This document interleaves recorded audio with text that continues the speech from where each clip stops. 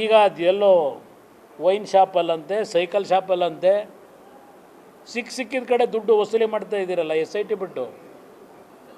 ಹಾಂ, ಎಂಥ ಆಡಳಿತ ಕೊಡ್ತಾ ಇದ್ದೀರಿ.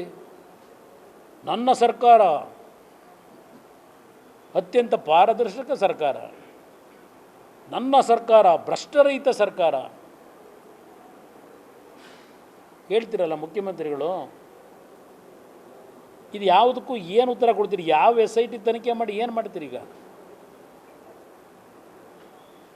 ಜನಗಳ ದುಡ್ಡು, ಆ ಬಡವರಿಗೆ ಕೊಡಬೇಕಾದ ದುಡ್ಡು ಯಾವ ಆಧಾರದ ಮೇಲೆ ಪ್ರೈವೇಟ್ ಬ್ಯಾಂಕ್ಗಳಲ್ಲಿಟ್ಟು ಬೆಳಗ್ಗೆ ಅಕೌಂಟ್ ಓಪನ್ನು, ಮಧ್ಯಾಹ್ನ ಅಮೌಂಟ್ ಡ್ರಾ ಎಲ್ಲಾದರೂ ಉಂಟಾ? ಇಂಥ ಆಡಳಿತ ನಡೆಸಿ ಅಂತ ನಿಮಗೆ ಜನ ಇವತ್ತು ಮತ ಹಾಕಿದ್ದಾರೆ. ಇಲ್ಲಿ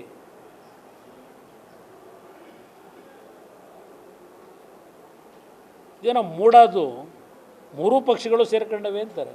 ಅದನ್ನು GT ದೇವೇಗೌಡರು ಕೇಳಿ ಅಂತ ಬೇರೆ ನೆನ್ನೆ ರೆಫರ್ ಬೇರೆ ಮಾಡವ್ರೆ ಮುಖ್ಯಮಂತ್ರಿಗಳು. GT ದೇವೇಗೌಡರು ಕೇಳಬೇಕಾ ಇದಕ್ಕೆ? ನಾನು ಬೀದಿಲಿ ರೆಕಾರ್ಡ್ಗಳು ಇವತ್ತು ವಿಲೇವಾರಿ ಆಯ್ತವಲ್ಲ, ಹಾಗೆಲ್ಲ ಎಲೆಕ್ಷನ್ ಟೈಮಲ್ಲಿ ಅವಂತ ಪೆನ್ ಡ್ರೈವ್ ವಿಲೇವಾರಿ ಆದವಲ್ಲ, ಹಾಗೆ ಈಗ ಮೂಢ ದಾಖಲಾತಿಗಳು ಬೀದಿಲಿ ರವಾನೆ ಆಯ್ತವೆ. ಎಲ್ಲಿಂದ ರವಾನೆ ಆದವು ಇವೆಲ್ಲ? ಈಗ ಯಾರು ರವಾನೆ ಮಾಡಿರೋದು ಜನಗಳ ಮುಂದೆ?